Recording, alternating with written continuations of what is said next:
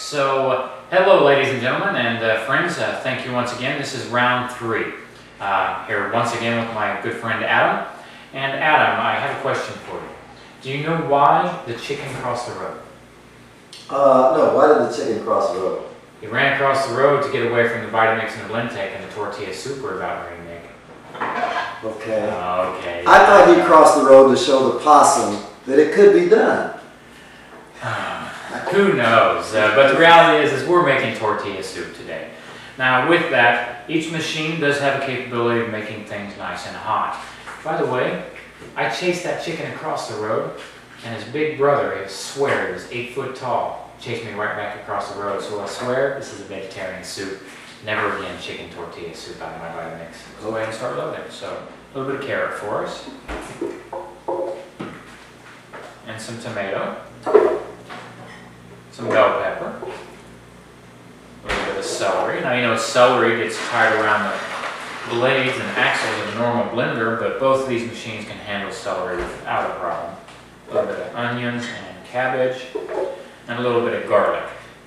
Do you have yellow squash? I do have some yellow squash. You know why they call it yellow squash? No, I do not. Because it's yellow. Wow, so I wonder why they call this an orange carrot then. Alright, now, Garlic? did you know about garlic? Antimicrobial, antiparasitical, and you know what else about garlic? What? It's highly antisocial. I can tell you've been eating some, so you need to stay far over there.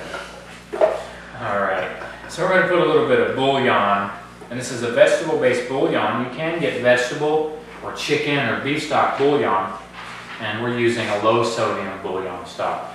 Now we're going to use a little bit of Mexican seasonings called Southwest Chipotle. And it's Mrs. Dash. You know Mrs. Dash, right? Yeah, yeah. Dash is to the right. Dash is... Yeah, yeah. Oh, that's a different show. I'm sorry, guys.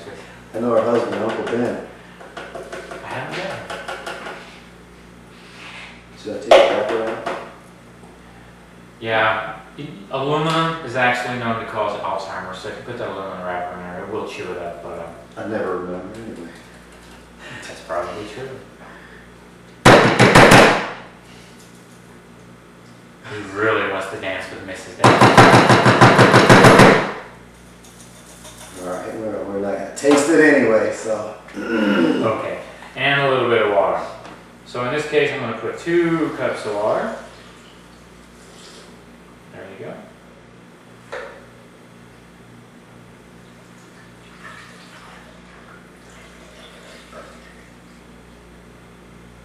Two cups. Adam, we forgot cilantro. Cilantro helps remove heavy metal toxins from your body. So, I take it back. You can go ahead and put in that aluminum because that cilantro will be able to remove it from your body. Oh, yeah. I heard that it takes out heavy metals, like mercury, Led Zeppelin. Oh, perhaps maybe that's why Led Zeppelin's not playing anymore. Alright. So are you ready to make soup? Yeah, let's make some soup. So, here's the rules for this round. I will stop the VitaMIx at the same time that the Blendtec actually stops its cycle. This is your machine. That was ice cream. I gotta get my glasses. Oh, there it goes. I can hardly read this thing. Salsa. Well, yet another problem we have found. Smoothie. Small buttons. Oh, soups and syrups. He found it. What else do you have a hard time finding, Joe? That's the third from the left. Okay. I can act like I know where it is.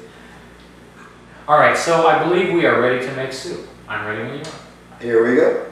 Okay, so what we're going to do now is we're going to measure the temperature of the liquids. Here's a rectal thermometer.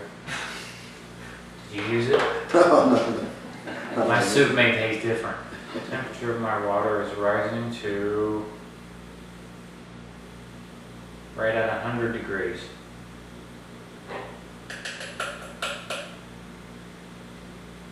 Now, of course, this will only work if his water is hot. It does appear that you're at about 102 to 103 degrees. I'd like to verify that. Now, that is that both of those are at a raw threshold. So for you raw food enthusiasts, there's good news. you can have a good warm soup that's not been over processed. Now let's say we take this a little hotter. All right. Run your cycle there. Yeah. So that's 2 cycles run with our machine. Glad I wants to spend a lot of time with the thermometer up there. Waiting for the temperature. I would agree with you. So I have 120 degrees. Would you agree to that? Yeah. So let's see what we have. 130 degrees. Yeah. So this round goes to Blendtec. Definitely makes a nice hot soup. And it does appear on the first cycle that raw food enthusiast can enjoy a nice raw soup as well. We still have one more thing we like to do with our soup, and that is to add a little bit of texture. What's important about this is to show you that you don't have to have just pureed substances out of your machine. Instead, you can do things like make salsa, pico de gallo, coleslaw, and even chunky soup. Are you gonna cut the cheese? No, I mean, are you gonna cut the cheese? Oh, I already did. Thought you could tell. A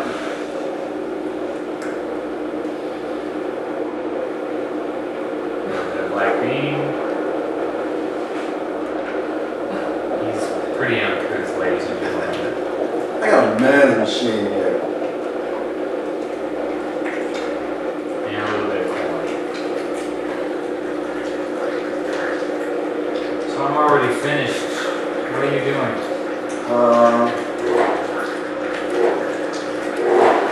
Here. Making a mess as usual. Put your lid on. Now as you can see with my machine, I don't need to put my lid on because it spins nice and slow.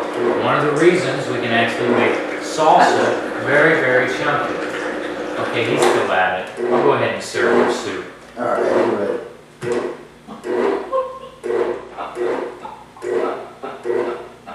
I think he has an epileptic seizure happening right now. Alright, soup's on.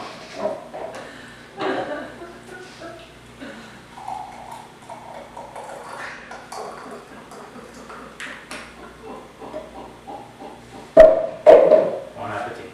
Bon appetit.